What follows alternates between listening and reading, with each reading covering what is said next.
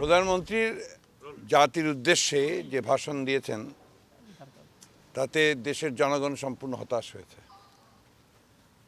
কারণ সবাই ভাবছিল যে দেশে যে একটা রাজনৈতিক সংকট সৃষ্টি হয়েছে এবং দেশের মানুষ যে একটা অস্থিতিশীল অবস্থার মধ্যে পড়েছে, একটা আশঙ্কা অস্বস্তির মধ্যে তারা দিন কাটাচ্ছে, সেই সময় প্রধানমন্ত্রী তার ভাষণে একটি সুন্দর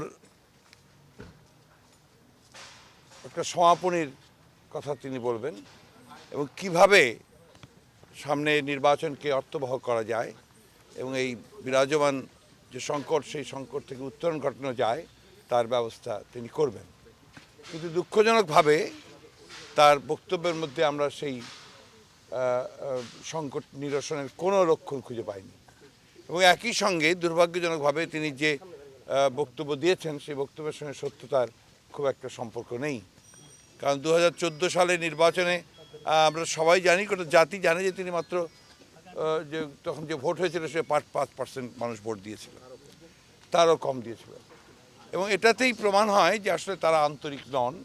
এই দেশে গণতন্ত্রকে প্রতিষ্ঠা করবার জন্যে যে জনগণ অপেক্ষা করছে যে আগামী নির্বাচনের মধ্য দিয়ে একটা সকলদের অংশগ্রহণের মধ্য দিয়ে একটা সুষ্ঠু নির্বাচন হবে, সেই নির্বাচন এখানে সম্ভব হচ্ছে না। উন্নয়নের একটা বিশাল একটা আপনার ফিরিস্তি দিয়েছেন এটা এবং সেই সঙ্গে বলেছেন যে এটা হচ্ছে উন্নয়নের মহাসড়কের অগ্রযাত্রা। আমরা সেটাকে মনে করি যেটা হচ্ছে আপনার দুর্নীতির মহাসড়কে তাদের অগ্রযাত্রা। এই সমগ্র উন্নয়ন ব্যবস্থাটি যেটা তারা বলছেন এর মধ্যে দুর্নীতি সবচেয়ে বড় ভূমিকা পালন করছে।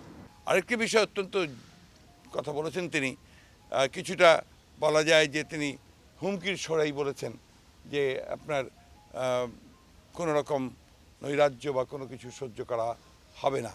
একটা কথা স্পষ্ট করে বলতে চাই, নৈরাজ্য বিরোধী দল সৃষ্টি করে না, নৈরাজ্য তারাই সৃষ্টি করে সে অবস্থা তৈরি করেন যাতে নির্বাচন ব্যাহত হয়।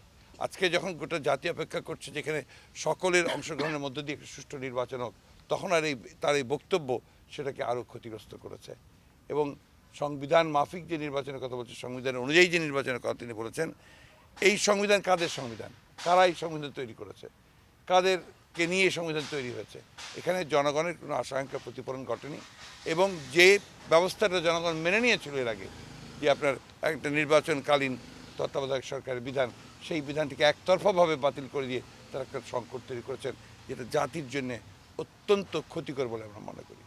এই বক্তব্য কোনো সমস্যার সমাধান করতে পারেনি, এই বক্তব্য জাতি হতাশ হয়েছে এবং সেই সমস্যার সমাধান হবে না।